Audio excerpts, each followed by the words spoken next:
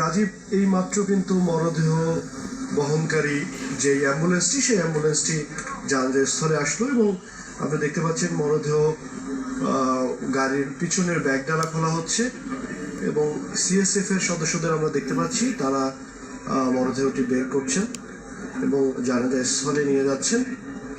যেহেতু 2টার সময় ছিল, জানাজার সময় নির্ধারণ করা ছিল, এত জনস্রোত, মানুষের চারিদিক থেকে মানুষ আসার মানুষের যেই ঢল, সেই ঢল মানুষ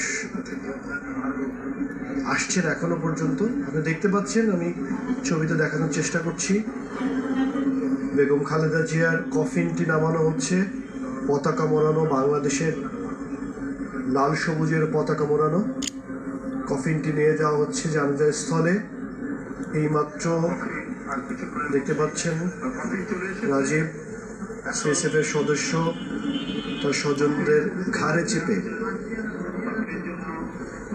বেগম খালেদা জিয়ার মরদেহ এইমাত্র জানাজার স্থলে নিয়ে যাওয়া হলো এবং জানাজার স্থলের চারিদিকে লাখো লাখো মানুষ এই সময়টার জন্য অপেক্ষা করছিলেন,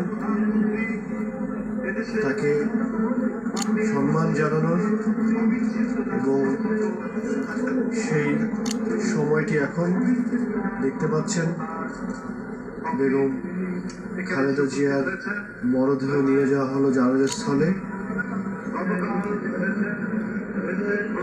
জাতীয় মসজিদ বায়তুল মোকাররমের বড় হুজুর ইমাম, তিনি আজকের এই জানাজাটি পড়াবেন।